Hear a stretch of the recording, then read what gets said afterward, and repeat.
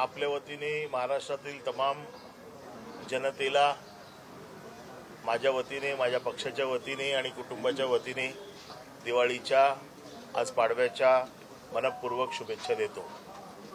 त्याचबरोबर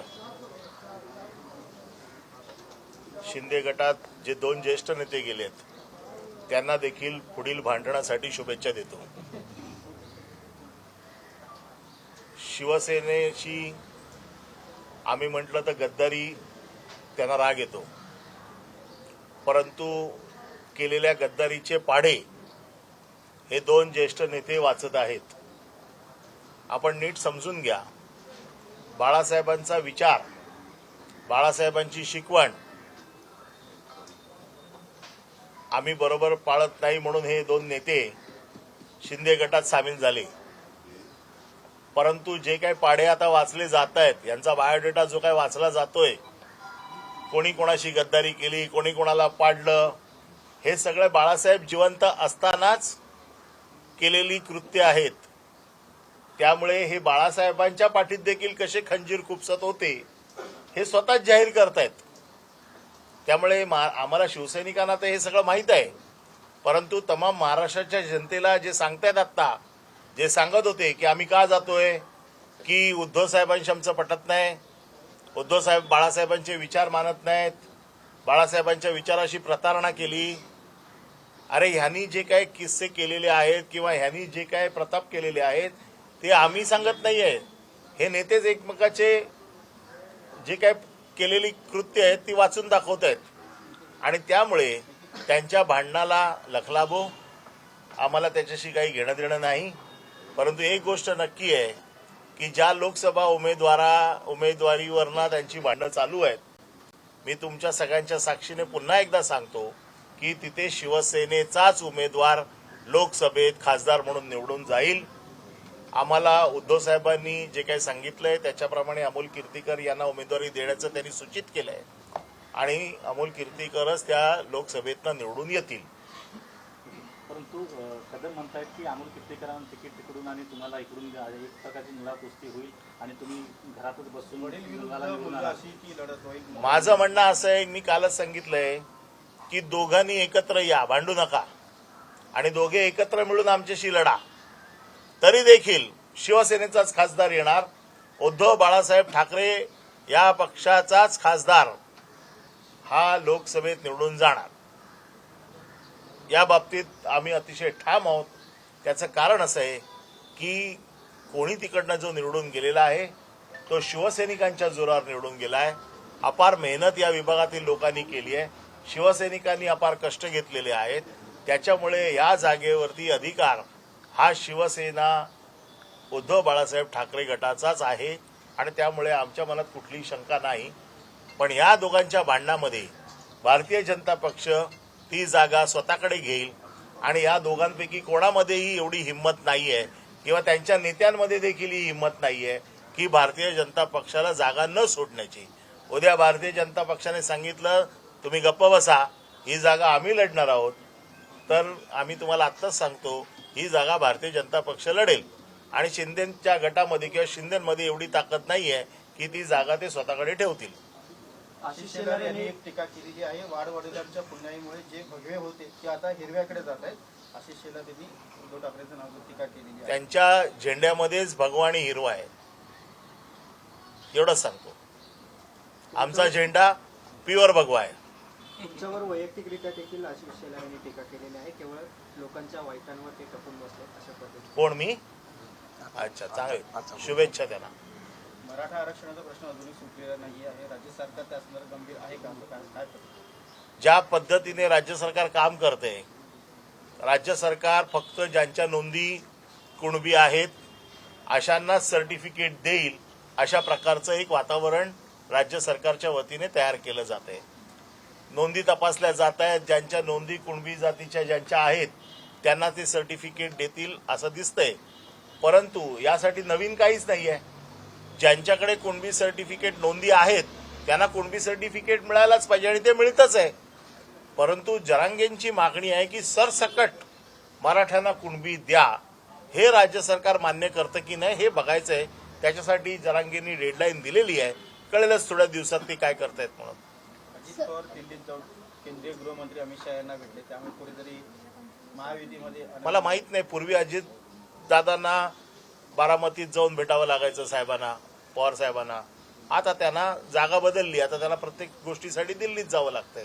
सर, आमदार अपात्रतेच्या संदर्भातला एक मुद्दा आहे. राहुल नार्वेकर यांनी एक वक्तव्य केलं की अनेक राजकीय फटाके आहेत जे ते फुटतील आणि मेजॉरिटीच्या बेसिसवरती जो निर्णय आहे तो घेतला जाईल. मेजॉरिटी कोणाची हा प्रश्न आहे.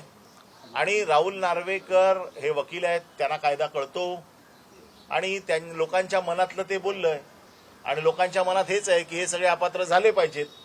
आता तेच जर लोकांच्या मनातलं ते मनकवडे असतील, लोकांच्या मनातलं ओळखलं असेल त्यांनी, तर तसा निर्णय देतील.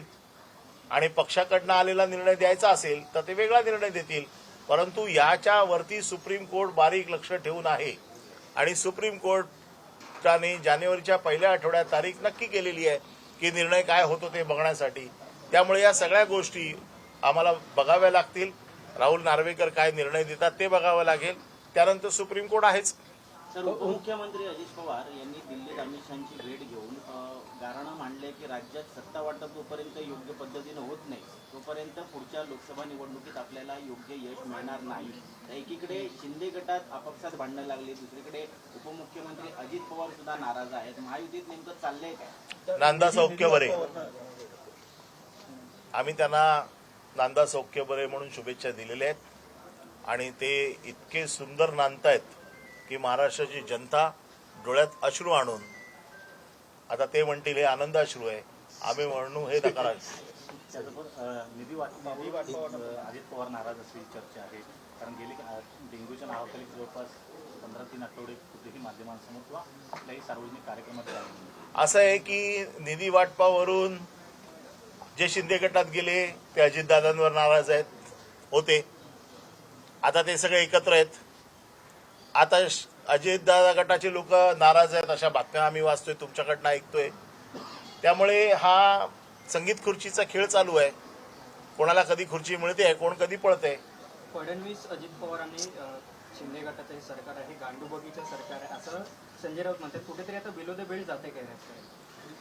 बघा, असं आहे की मला माहित नाही बिलो द बेल्ट जाते की नाही, परंतु राजकारणाचा स्तर घसरला आहे हे नक्की आहे आणि तो सगळ्याच पक्षांनी सांभाळायला पाहिजे.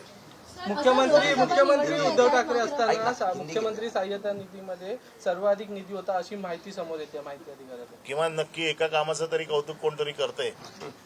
सर, लोकसभा निवडणूक येतात, मात्र सगळ्यांना प्रतीक्षा आहे ती म्हणजे महाविकास आघाडीच्या ज्या वज्रमूठ सभा होत होत्या त्याची. तर या सभा पुढे होणार आहेत का या संदर्भातलं काही? आता मला असं वाटतं की 3 तारखेला या 5 राज्यांच्या निवडणुकांचा निकाल लागेल आणि मला असं वाटतं की वरिष्ठ नेते बसतील आणि ठरवतील वज्रमुठीच्या सभा पुन्हा सुरू करायच्या का, जागा वाटपाच्या बाबतीत काय करायचं. या सगळ्या गोष्टी टप्प्याटप्प्याने होत असतात. लोकसभा निवडणुकांना अजून मार्च एप्रिल मे पर्यंत वेळ आहे. तोपर्यंत हे सगळं काम होईल.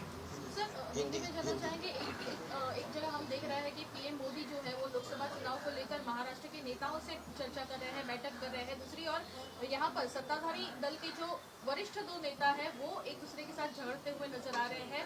गजानन कीर्तिकर, इन्होंने रामदास कदम, इनको जो है वो गद्दारी शब्द का भी इस्तेमाल किया है. वैसे पत्र लिखा है, क्या कहेंगे? हम अगर गद्दार कहते हैं उनको तो उनको बहुत गुस्सा आता है, लेकिन उनकी गद्दारी की कहानियां ये अब खुल के महाराष्ट्र के लोगों के सामने आई है.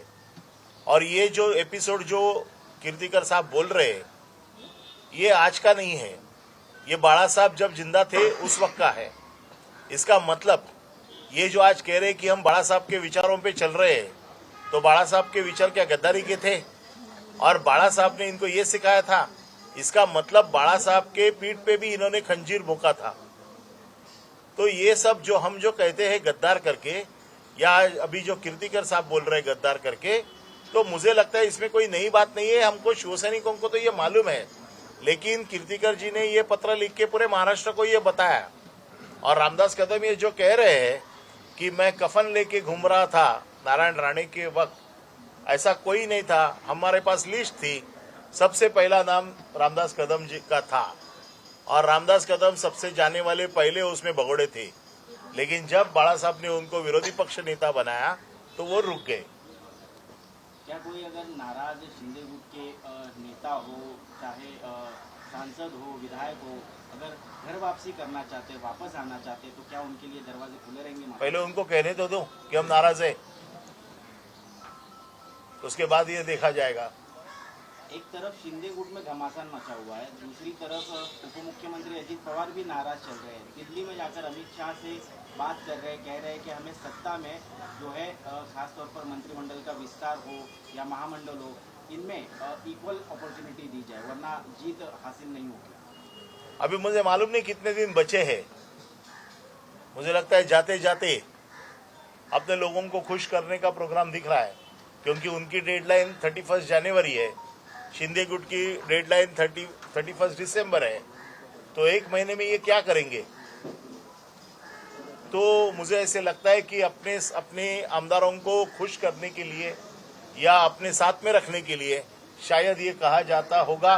मुझे मालूम नहीं कि वहां पर जाके उनकी क्या बात हो गई, लेकिन अब कुछ नहीं होने वाला है। अब इनको बाहर जाना ही है और ये उनको भी मालूम है कि हमको बाहर जाना है। सर, एक जगह देख रहे हैं कि पिछले 25 दिन से जो है वो अजित पवार जो बीमार है ऐसा कहा जा रहा है, उनको डेंगू हुआ है ऐसा भी कहा जा रहा है। तो दूसरी ओर वो दिल्ली में जाते हैं, दिल्ली में अमित शाह से बैठक करते हैं। आप उनके डॉक्टर का इंटरव्यू ले लो, पता चलेगा। सर, एक तरफ जो है वो फिलहाल मराठा आरक्षण को लेकर महाराष्ट्र में जो है वो तनाव की स्थिति दिखाई दे रही है। महाराष्ट्र में जो है वो ओबीसी आरक्षण हो, धनगर आरक्षण हो या मराठा, इन तीनों जाति के बीच में जो है वो दरार पैदा करके महाराष्ट्र अस्थिर करने की कोशिश हो रही है। ऐसी बात जो है वो रोहित पवार ने कही थी और इसी बात को जो है वो बच्चू कडू इन्होंने भी जो है वो समर्थन दिया है। बच्चू कडू देखो, इसके लिए कहने की कोई जरूरत नहीं है, लोगों को दिख रहा है, लोग समझ रहे हैं। जातियों में तनाव पैदा हो रहा है और हमने तो मांग की है कि किसी का आरक्षण छीने बिना अगर आप मराठा को आरक्षण दे सकते हो तो देना चाहिए, लेकिन सरकार इसके बारे में कोई सीरियस दिख नहीं रही है। अभी जो काम चल रहा है वो सबके रिकॉर्ड्स चेक करने का काम चल रहा है। अगर रिकॉर्ड में आप कहां पर कुणबी हो तो आपको सर्टिफिकेट मिलेगा, लेकिन वो तो ऐसे भी मिल रहा है, उसके लिए कोई अलग से प्रोसेस करने की जरूरत नहीं है।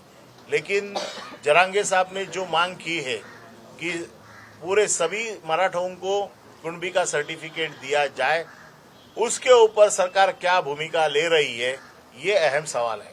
सर, यापूर्वी इतर राज्यातील निवडणुकीत शिवसेनेचे नेते हे शिवसेनेच्या प्रचारासाठी जायचे, मात्र यावेळी अशी माहिती येते की मुख्यमंत्री आणि काही नेते ते शिवसेनेचे भाजपचा प्रचार करण्यासाठी जाणार आहेत। हे बाळासाहेबांचे विचार आहेत। बाळासाहेबांनी कधी असं केलं नाही। बाळासाहेबांनी दुसऱ्या पक्षाच्यासाठी कधी दुसऱ्या राज्यात जाऊन कधी प्रचार केला नाही।